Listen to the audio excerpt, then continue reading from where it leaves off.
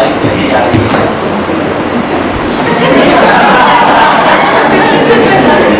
यहाँ कॉलेज में बहुत ही खराब जा रहा है, लेकिन डेडलाइन से भी हमेशा ये आइडियाज बहुत बढ़िया है और आइडिया से ज़्यादा मेरे को उनका जो जोश जो है ना वो बहुत पसंद आया। आइडियाज तो ठीक है, अभी ग्रोइंग है तो और भी आइडियाज़ आएंगी और भी डेवलपमेंट्स होंगे, तो वो सारा कुछ होगा। लेकिन ये जो आपका जो एनर्जी लेवल है उसको डाउन मत करना है, एनर्जी लेवल को बरकरार रखो। और ऐसे ही ज़रूरी नहीं है कि अभी जो आइडियाज़ है हमारे दिमाग में, अभी जो प्रोजेक्ट्स जो उसके ऊपर जो हम काम कर रहे हैं, तो हो सकता है वो वर्क ना हो तो आगे और भी ढूंढना पड़ेगा। तो सक्सेस होने के लिए ज़रूरी नहीं है कि फर्स्ट स्टेज में ही हमें मिल जाए, अगर मिल जाता है तो अच्छा है, लेकिन अगर नहीं भी मिलता तो आगे काम जो है, जो एनर्जी से हम लोग सर्चिंग जो करते हैं, डेवलपमेंट्स जो करते हैं, वो बरकरार होना चाहिए। क्योंकि कोई भी अगर सक्सेसफुल आइडियल अगर आप देखोगे, पर्सनालिटी अगर देखोगे, तो किसी को फर्स्ट स्टेज में सक्सेस नहीं मिला है, बहुत हार्डवर्क किया है उसके पीछे, और एक सक्सेस के पीछे 100 फेल्यूर्स भी उन्होंने देखे होंगे, तब जाके कहीं तो सक्सेस स्टोरी बनी है। और सक्सेस स्टोरी बनने के बाद या कोई भी पर्सनालिटी एक स्टेज के ऊपर आने के बाद ही उसकी सक्सेस स्टोरी बाहर आती है और हमें जानने को मिलता है, लेकिन उसके पीछे उसका स्ट्रगल कितना है वो वही बता सकता है, उससे बेहतर और कोई नहीं बता सकता। सो अभी आपका तो अभी जस्ट करियर अभी स्टार्ट भी नहीं हुआ है, अभी तो ट्रेन जो है वो अभी स्टेशन पे खड़ी है। सो आपके पास बहुत टाइम है, प्रॉपर अपॉर्चुनिटी है कि अपनी गाड़ी को कौन से डायरेक्शन में लेके जाना है। बहुत सारे लोग हैं जो वहीं पे रहते हैं, पूरी ज़िंदगी वही जॉब करना है, वही सैलरी के 1 तारीख को सैलरी आएगी और 10 तारीख को पूरे उसके EMIs चले जाएंगे, अल्टीमेटली हाथ में कुछ नहीं बचने वाला, राइट। लेकिन जो बिजनेसमैन है, जो एंटरप्रेन्योर है, वो क्या करता है कि उसकी जो अर्निंग कैपेसिटी जो है, रेवेन्यू जो है, उसकी कोई लिमिट नहीं रहती है। जैसे जैसे ग्रो करेगा वैसे वैसे आपकी अर्निंग्स भी ग्रो करेगी, वही तो एंटरप्रेन्योर कहलाता है। अदरवाइज जॉब में क्या है, आप सब आई गेस MBA फैकल्टी से हो, राइट। सो MBA की डिग्री अगर जैसे हमारे हाथ में आएगी तो वो डिग्री क्या काम में आने वाली है पता है? क्या काम में आती है MBA की डिग्री? फर्स्ट जॉब जब आपका लगेगा तब वो काम में आएगी, और दूसरा जब शादी होगी और पत्रिका जब लिखेंगे तब वो काम में आने वाली है। लेकिन फर्स्ट जॉब के बाद आपका जो एप्रिसिएशन या आपका जो प्रमोशन होगा वो डिग्री के बेस के ऊपर नहीं होगा, फिर वहाँ पे आपकी स्किल काम में आएगी, वहाँ पे आपका डेडिकेशन काम में आएगा, और वो आपको लाइफ में ऊपर लेके जाने वाला है। सिर्फ MBA की डिग्री आपको लाइफ में ऊपर, कितने MBA है, बहुत सारे MBA की कोई कमी है ही नहीं मार्केट में, तो सारे लोग तो सक्सेस पाने वाले हैं नहीं, क्योंकि सारे लोग में वो काम करने की वो जिद नहीं है, वो विजन नहीं है। आपके पास तो एक्चुअल में सच में मैं बोलता हूँ, आप लोग इतने लकी हो, इतना इंफ्रास्ट्रक्चर, इतने फैकल्टी का सपोर्ट, अरे किसी को नहीं मिलता है। तो सच में ये फैकल्टी के लिए, कॉलेज के लिए हम सब क्लैप करेंगे। मतलब मैम से जब मैं आया तब मैम से मिला तो एक ही क्वेश्चन कि स्टूडेंट के लिए और हम लोग क्या कर सकते हैं, दूसरे कोई थॉट्स है ही नहीं उनके दिमाग में।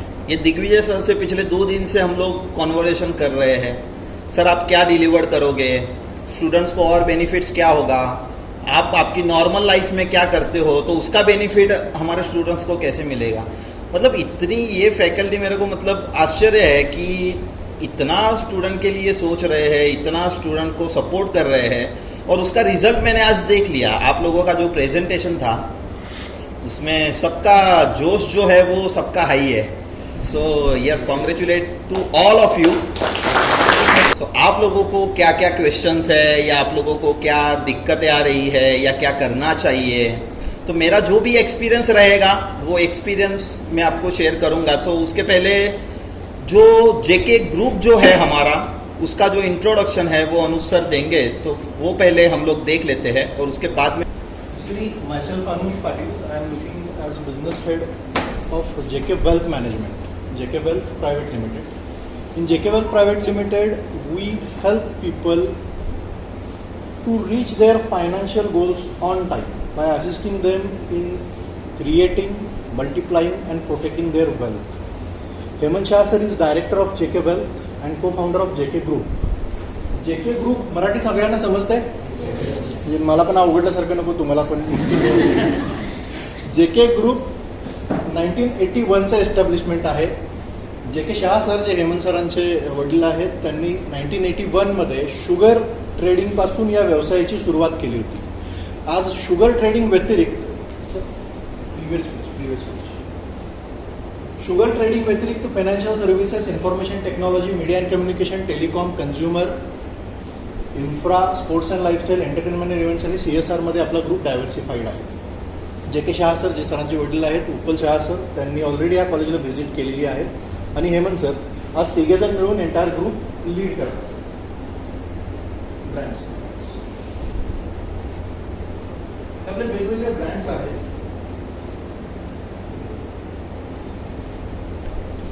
ज्यामध्ये JK एंटरप्राइजेस आणि eBuySugar.com हे दोन्ही शुगर ट्रेडिंगमधले ब्रँड आहेत. JK एंटरप्राइजेसच्या माध्यमातून आजच्या तारखेला आपण पॅन इंडिया लेवलला होलसेलर्सना शुगर सप्लाय करतोय आणि eBuySugar.com हे आशिया खंडामधील पहिलं ऑनलाईन शुगर ट्रेडिंग प्लॅटफॉर्म आहे.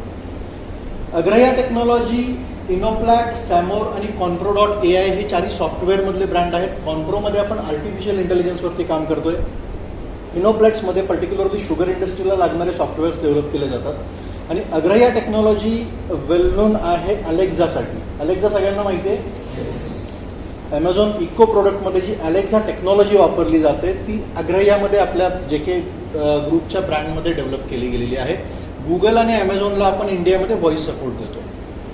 सॅमोर आणि JK वेल्थ हे दोन्ही फायनान्शियल सर्व्हिसेसमधले ब्रँड आहेत. JK वेल्थमध्ये आपण equity, commodity, mutual fund, PMS, insurance, currency, advisory, त्यासोबत टेक्निकल अनालिसिसचे कोर्सेस, ह्या सगळ्या सर्व्हिसेस देतोय अंडर वन रूफ. रगेडियन लाईफस्टाईल आणि रगेडियन ॲडव्हेंचर स्पोर्ट्स हे दोन्ही लाईफस्टाईल आणि ॲडव्हेंचरमधले ब्रँड आहेत. रगेडियन मॅरेथॉन वगैरे तुम्ही ऐकलेलं असेल, कोल्हापूरमध्ये ऑर्गनाईज केले जाते. आणि रगेडियन लाईफस्टाईल हे दोन्ही JKचे ब्रँड आहेत.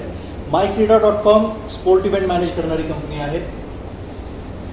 JK इन्स्टिंक्ट मीडिया हा जो ब्रँड आहे हा मल्टीमीडिया डिजिटल मार्केटिंग एजन्सी आहे. बुक माय सेलिब्रिटीमध्ये इव्हेंटसाठी सेलिब्रिटी मॅनेज केलं जातं. JK डिजिटलच्या माध्यमातून आपण कोल्हापूरमध्ये वायर्ड इंटरनेट सर्व्हिस प्रोव्हाइड करतो. एअरटेलसोबतचं टायप आहे. लेवल 6 इज कोवर्किंग स्पेस, जी कोल्हापूरमध्ये पहिल्यांदा आपण चालू केलेली आहे. चीनीमंडी.com हे न्यूज पोर्टल आहे, RNI रजिस्टर्ड आहे. इथेनॉल आणि शुगर इंडस्ट्रीशी संबंधित न्यूज त्याच्यावरती पोस्ट होत असतात.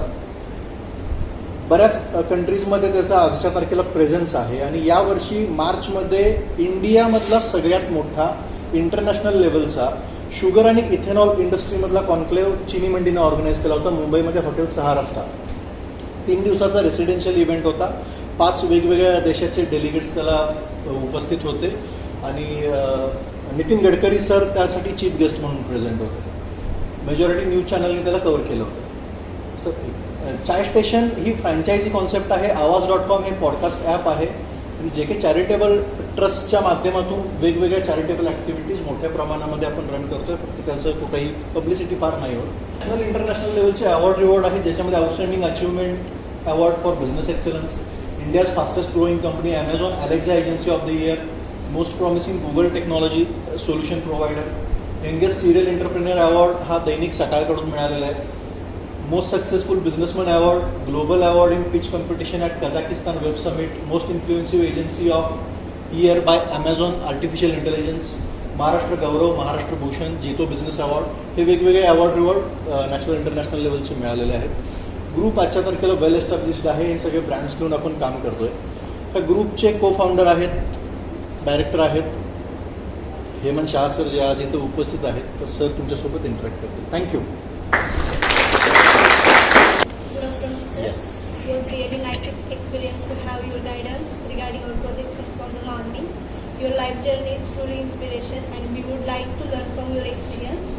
So let's start the IB show with the dynamic personality Mr. Hemant Shah So my first question is, what is the meaning of sky is the beginning? The slogan. So slogan है sky is the beginning. मतलब हमेशा से ये सोच रही है कि जो भी हम लोग करियर चूज करते हैं, सो वो करियर का जो पाथ है उसको आगे जाके कहीं भी उसकी सीलिंग नहीं होनी चाहिए। उसका जो ग्रोथ है या वो एरिया का जो फ्यूचर जो है वो अनलिमिटेड होना चाहिए। इसीलिए ये स्लोगन रखा है कि स्काई इज द बिगिनिंग, ताकि हम कभी ये नहीं सोचे कि हमें यहाँ तक पहुँचना है। हम सिर्फ हमें आगे बढ़ना है, वो जर्नी में हम कंटिन्यू करना चाहते हैं, ना कि हम अपनी अपर कैप जो है उसको हम लिमिट लगा दें। सो इसीलिए ये स्लोगन है कि स्काई इज द बिगिनिंग, ताकि आपका जो विजन है वो आपका ओपन अप हो जाएगा और उसकी कोई लिमिटेशंस नहीं रहेगी कि कहाँ तक हमें जाना है, हमें कितना कमाना है। अल्टीमेट तो पैसे के लिए ही हम सब कर रहे हैं, राइट? सो उसकी कोई लिमिटेशंस नहीं होनी चाहिए। So my next question is, what was the main idea behind launching startup named the Chai Station? सो ये आइडिया हमें आई 2019 में, लॉकडाउन के पहले। और जब हम लोग बैठे थे, हम लोग को फाउंडर्स और हमारी टीम बैठे थे और दोपहर के 4 बजे थे और सबको भूख लगी थी और हमने सोचा कि क्या मंगाए। तो हमारे यहाँ अगर स्नैक्स में देखा जाए तो वड़ा पाव छोड़ के कुछ भी नहीं है, राइट? सो हमने एक कंसेप्ट देखा कि जो लंच और डिनर का जो दो मेन जो हम लोग लेते हैं, लंच और डिनर, तो उसके बीच में अगर किसी को कुछ चाहिए तो हम क्या पब्लिक को प्रोवाइड कर सकते हैं।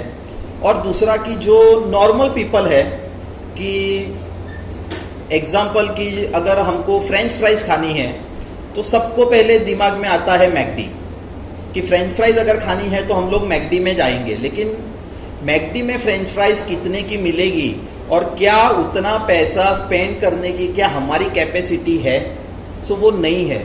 सो हमने एक चाय स्टेशन एक कंसेप्ट रन किया कि जिसमें जो कोर प्रोडक्ट जो है वो चाय रहेगा और उसके साथ में फिर स्नैक्स की आइटम्स रहेगी, जिसमें फ्रेंच फ्राइज भी रहेगी और भी आइटम्स है।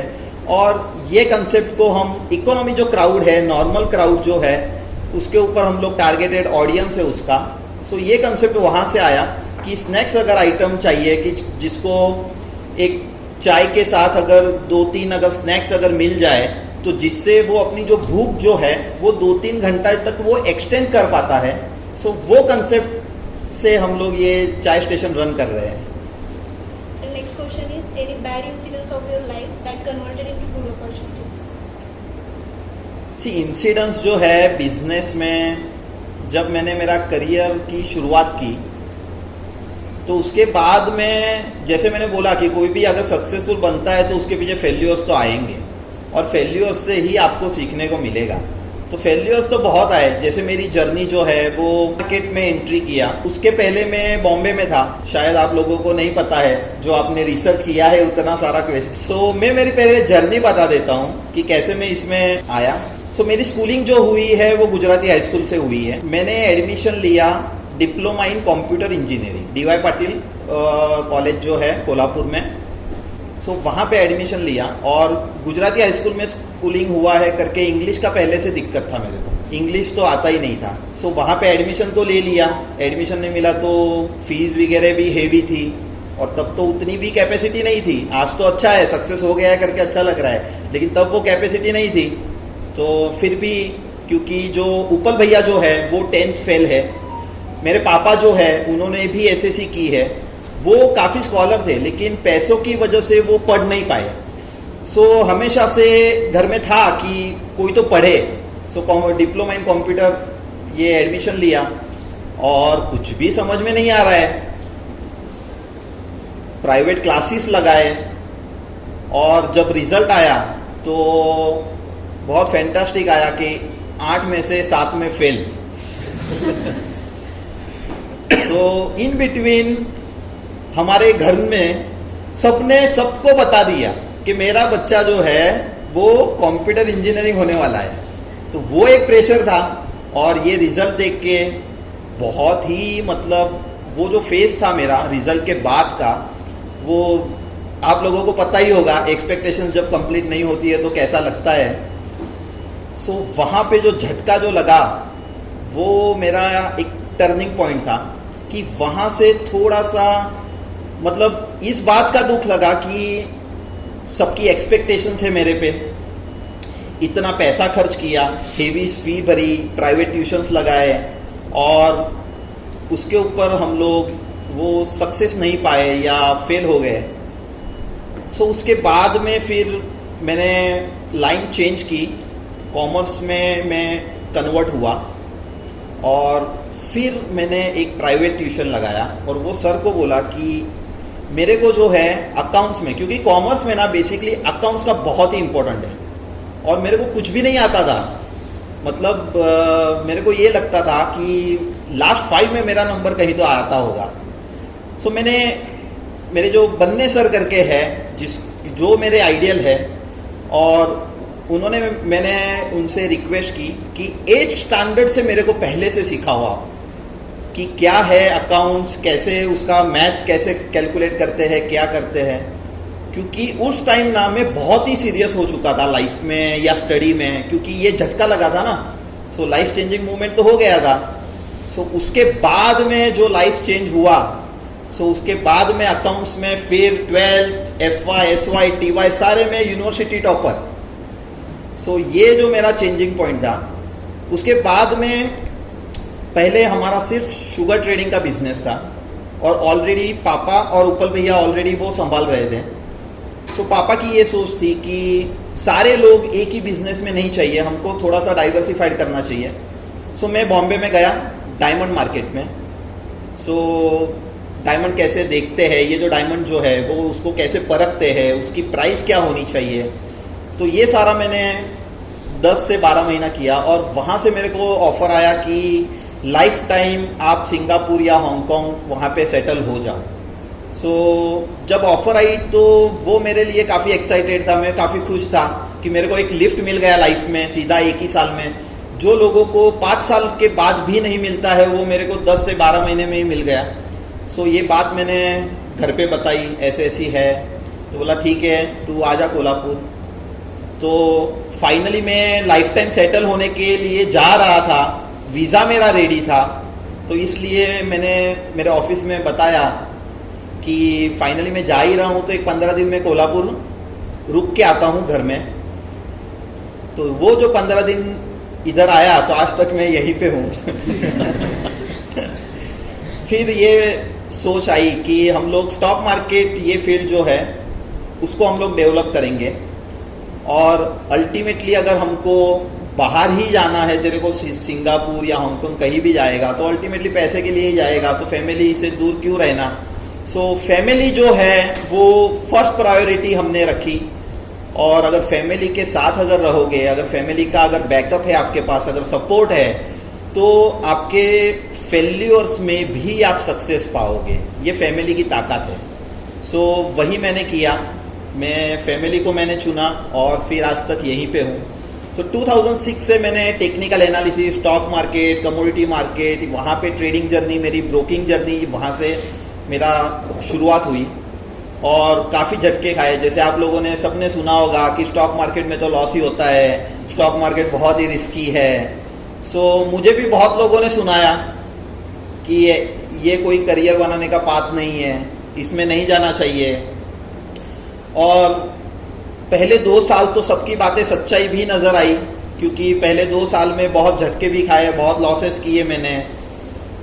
फिर जैसे जैसे पता चला कि टेक्निकल एनालिसिस कुछ होता है, वहाँ पे चार्ट देखना होता है, वहाँ पे चार्ट के ऊपर ट्रेडिंग आप कर सकते हो, पैसा कमा सकते हो।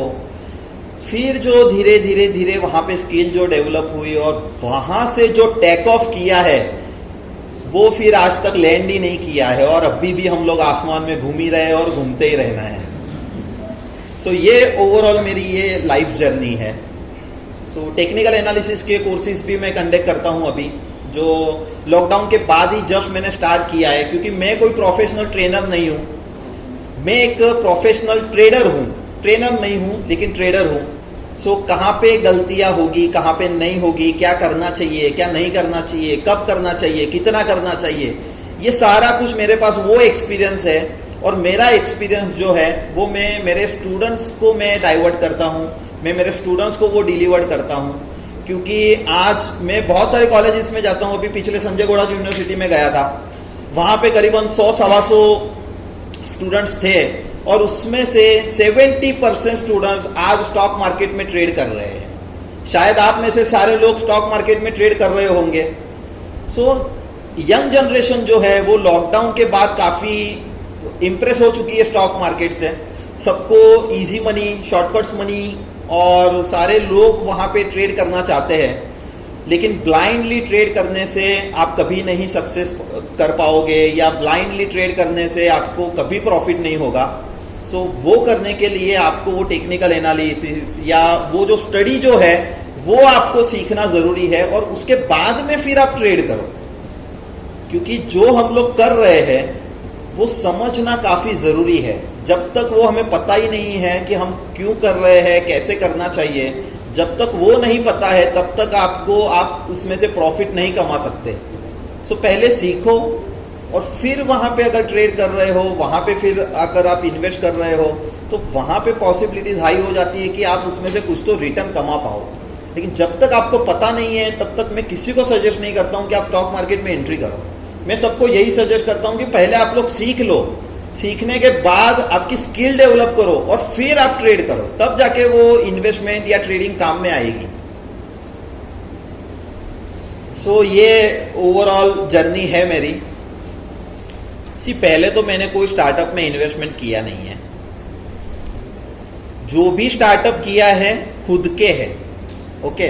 मैंने कोई दूसरे के स्टार्टअप है उसमें इन्वेस्टमेंट किया, ऐसा नहीं है।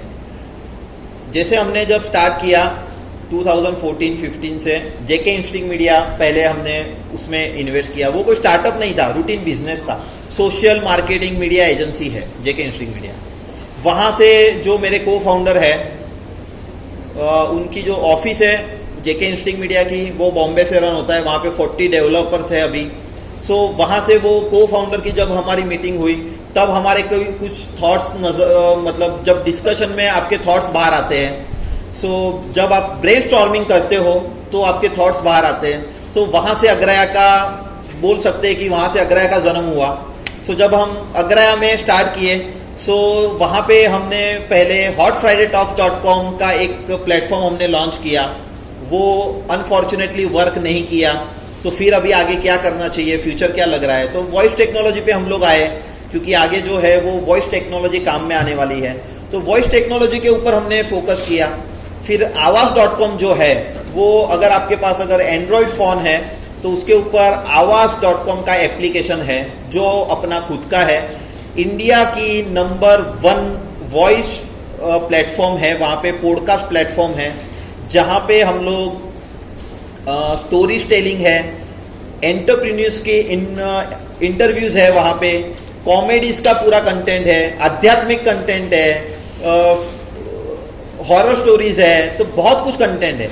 और ये करने के पीछे ये कंटेंट जो है वो अग्रया के कॉपीराइट से खुद के कंटेंट है, हमने किसी से नहीं लिए है। क्योंकि अगर आप वॉइस अगर प्लेटफॉर्म अगर देखोगे, आप सावन देखोगे, आप गाना देखोगे, या विंक देखोगे, या स्पॉटिफाई देखोगे, तो ये सारे सिर्फ प्लेटफॉर्म है। कंटेंट किसका है? अगर मान लो कोई सॉन्ग है तो टी सीरीज का है, कंटेंट उनका नहीं है। सो वो उनको रॉयल्टी पे करते हैं टी सीरीज को। लेकिन यहाँ पे अग्रया में क्या है, ये आवाज़.com में क्या है कि ये जो प्लेटफॉर्म है वो भी खुद का है, उसमें जो कंटेंट है वो भी खुद के है, और ये जो कंटेंट है वो ऑलरेडी हम लोग स्पॉटिफाई है या सारे प्लेटफॉर्म से वहाँ पे हम लोग लीजिंग पे दे रहे हैं। सो वहाँ से तो ऐसा कोई स्टार्टअप में हमने इन्वेस्टमेंट नहीं किया है। लेकिन हमारा जो को फाउंडर जो है वो हमने बहुत अच्छी तरह से उनको परखा, देखा, ट्यूनिंग हमारी मैच हो रही थी। क्योंकि आपके को फाउंडर के साथ आपकी ट्यूनिंग भी मैच होना ज़रूरी है, नहीं तो आप एक दिशा में जा रहे हो, वो अलग दिशा में जा रहे हैं, ऐसा नहीं होना चाहिए। सो वो हमारी ही एज के है, हमारे फ्रेंड ही है। सो वैसे हमने स्टार्ट किया। उसके बाद में हमने eBuySugar हमने लॉन्च किया, क्योंकि शुगर जो है वो ऑलरेडी हमारा कोर है पिछले 40 साल से। जैसे हमने पापा ने जो स्टार्ट किया वो शुगर ट्रेडिंग से स्टार्ट किया, तो शुगर हमारा कोर था, तो उसमें डिजिटलाइजेशन पे हमें डाइवर्ट होना था। तो हमने ई बाय शुगर एक प्लेटफॉर्म लॉन्च किया जिसमें इंडियाज या एशियाज नंबर 1 अभी प्लेटफॉर्म है कि जहां पे होलसेल में शुगर का बाइंग सेलिंग वहां पे ट्रांजैक्शन होता है। और ये हमने किया लॉकडाउन में, ये लॉन्च किया। उसके बाद में फर्स्ट ईयर का टर्नओवर आई गेस कुछ तो 100 करोड़ समथिंग पे हम लोग पहुंच गए। सेकेंड ईयर का अभी जस्ट हुआ तो हम लोग अभी आई गेस 500 करोड़ पे ऑलरेडी पहुंच गए हैं।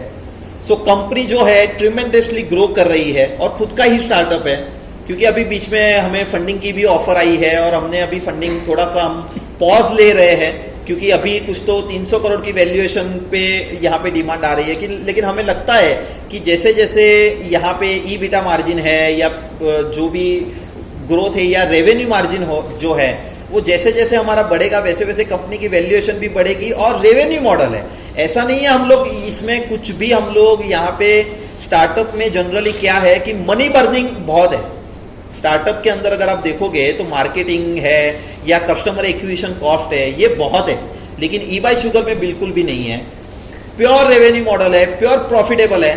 सो ऑब्वियसली इसीलिए हम लोग अभी उसको भी फंडिंग राउंड के लिए होल्ड करके चल रहे हैं, क्योंकि और भी थोड़ा सा ग्रो हो जाए उसके बाद में फिर आगे देखेंगे कि कहाँ पे अगर डाइल्यूट करना है, नहीं करना है, क्या करना है वो देखेंगे, क्योंकि वो कोर कंपनी है, कोर स्टार्टअप है हमारा। और दोनों कंपनीज हमारी स्टार्टअप इंडिया में रजिस्टर्ड है।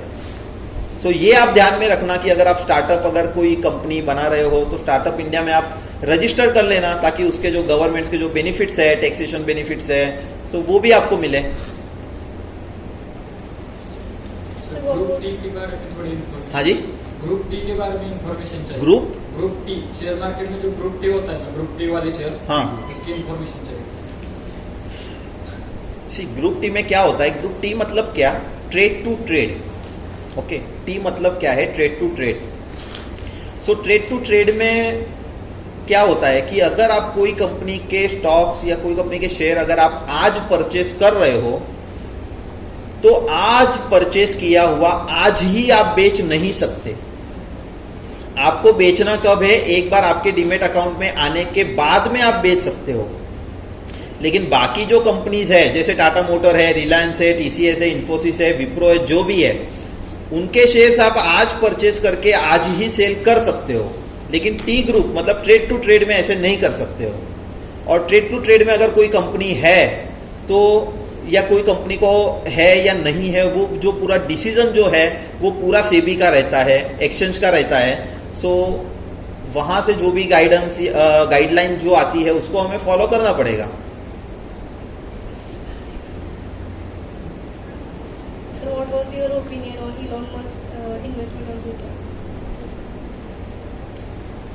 यहाँ पे ना पूरी दुनिया जो है, मेरे को ऐसा लग रहा है कि वैल्यूएशन गेम अभी बहुत चल रहा है और सब लोग ऐसे ऐसे प्रोजेक्ट टेक ओवर कर रहे हैं कि सबको राज करना है। इन शॉर्ट अगर मैं बता दूं तो सबको राज करना है, क्योंकि अगर आप फेसबुक देखोगे तो फिर वापस इंस्टा हो गया, व्हाट्सअप हो गया, तो अल्टीमेटली एक दूसरे को वो लोग कैप्चर कर रहे हैं। और पूरा जो आगे का जो गेम है, मतलब फ्यूचर जो है, वो मेरे को ऐसा लगता है कि जो हार्डली जो 4-5 जो बड़ी मल्टीनेशनल बिलियनियर्स जो कंपनी है वही राज करेगी और हम लोग कुछ नहीं कर पाएंगे।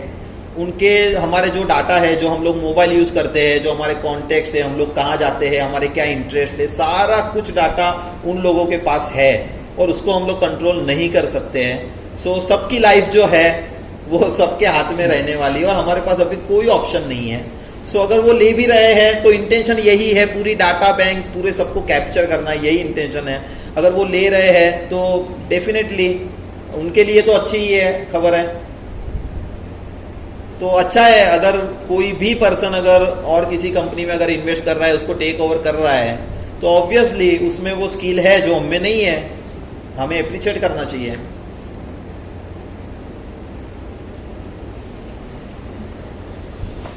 Thank you sir.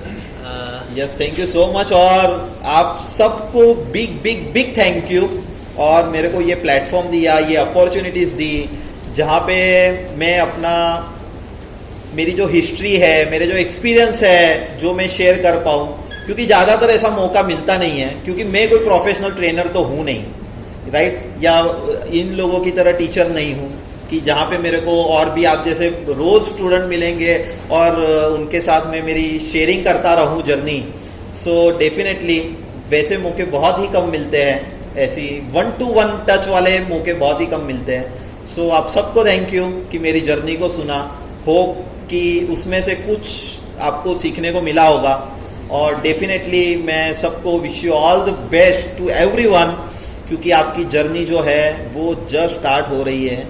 अभी आपके पास प्रॉपर टाइम है समझने के लिए, डिसाइड करने के लिए, करियर के लिए सारा, लेकिन हमने जो गलतियाँ की, हमने जो टाइम वेस्ट किया, क्योंकि सीखने में, गिरने में, संभलने में, वो आप लोग नहीं करोगे, क्योंकि बहुत सारे रिसोर्सेज अभी आपके पास अवेलेबल है। हमारे टाइम पे वो रिसोर्सेज नहीं थे, हमारे टाइम हमें समझाने वाला कोई नहीं था, हमारे कोई मेंटर नहीं थे कि जिससे हम सुन के हमारे विजन ओपन अप कर सके। तो आपके पास बहुत सारी अपॉर्चुनिटीज है, अभी फैकल्टी इतनी अच्छी मिली है जो सपोर्ट भी कर रही है डेफिनेटली। सो उसका बेनिफिट लो और सक्सेस की राह पे सबको साथ लेकर चलना, कभी अकेले ना चलना। आपके साथ जो आज खड़ा है उसको साथ में लेकर के चलना। हो सकता है अभी आपकी फ्रेंडशिप हो, जैसे जैसे सिंगल बिजनेस में आप आगे जाओगे, जैसे जैसे आपको पैसा दिखेगा, एक दूसरे की कमियां भी नजर आएगी। मैं बोल रहा हूँ अभी, ये जो मेरे जो वर्ड है ना, ये मार्क करके रखना। जैसे जैसे आप सक्सेस की तरफ जाओगे, जैसे जैसे आपको पैसा मिलेगा, वैसे वैसे आपको एक दूसरे की कमियां भी नजर आएगी, और उन कमियों को अगर आपने नज़रअंदाज कर दिया, मतलब लेट गो या थोड़ा कॉम्प्रोमाइज़ कर दिया ना, तो उससे ज़्यादा कुछ नहीं है। क्योंकि प्रोफेशनल लाइफ तो हमेशा रहेगी, पैसा हमेशा रहेगा, हम लोग हमेशा कुछ ना कुछ अच्छा करने के लिए वो जर्नी में अगर जाएंगे। लेकिन second side of the coin अगर देखेंगे ना, तो हमारी पर्सनल ज़िंदगी है, हमारा क्या नेचर है, हमारी क्या थिंकिंग है, वो भी काफ़ी मायने रखता है। हमारी फैमिली लाइफ क्या है, कैसे हमें बिहेव करना चाहिए, सोशली हमें क्या करना चाहिए, सोशल प्लेटफॉर्म पे हमें क्या बोलना चाहिए, किससे कैसा व्यवहार करना चाहिए। तो ये सारी चीज़ें भी बहुत इंपॉर्टेंट है, और ये दोनों लाइफ को ना हमें बैलेंस करना है, क्योंकि हमारी हाथ की 5 उंगलियां भी एक साइज़ की नहीं है। तो हम एक्सपेक्ट नहीं कर सकते कि हमारा पार्टनर, हमारा को फाउंडर भी हमारे जैसा एक्टिवली हो। अगर कोई 19-20 है तो उसको चला लेना, मोटिवेट करना, लेकिन जो ग्रो है, जो आपकी जर्नी है, जिसका हाथ आपने थामा है, वो हमेशा थामे रखना और जर्नी में सबके साथ आगे बढ़ना। Right? So thank you so much. वैसे तो सर ये जो IEV शो है, वो तब से आपने आपके JK ग्रुप का नाम सुना है दिग्विजय सर की तरफ से। तो पहले हमने आपके भाई जो उपल शाह है, उनसे वो यहाँ आए थे, थोड़ी देर के लिए थे, लेकिन बहुत सारे इनपुट्स दे के गए। फिर दिग्विजय सर ने बताया कि आप आने वाले हैं। तो ये जो आप जैसे प्रतिभाशाली जो लोग रहते हैं कि जिन्होंने इस फील्ड में बहुत तरक्की की है, या फिर आप अभी कर रहे हैं तरक्की, तो ये जो मोटिवेशन है, वो मोटिवेशन इस प्लेटफॉर्म से उनको मिलता है। तो हम RIT की तरफ से, ये सब स्टूडेंट की तरफ से आपको धन्यवाद कहते हैं, और बहुत ही अच्छे इनपुट्स और बहुत सारा मोटिवेशन इनको मिला है। नहीं, देखो कैसा है कि कोई प्रतिभाशाली व्यक्तिमत्व है नहीं मेरा। मेरे को तो जैसे मैंने बताया ना कि मैं कोई प्रोफेशनल ट्रेनर, मोटिवेटर, स्पीकर ऐसा कुछ भी नहीं हूँ। मैं इन लोगों की तरह हूँ, मेरे को इन लोगों के बीच में रहना है। मैंने सबसे आगे, आप लोग नहीं थे, ये सब लोग अभी हंसेंगे, मैंने क्या क्या क्वेश्चंस पूछे। वही मेरी लाइफ है और वही मेरे को जीना है। मेरे को कोई मतलब ऐसे बड़ा कर दिया, मेरे को कुछ नहीं चाहिए। सिंपल है, हम भी आपके जैसे ही कॉमन लोग हैं। इतना ही है कि हमारे जो स्ट्रगल है या हमारी जो स्किल है वो काम कर गई।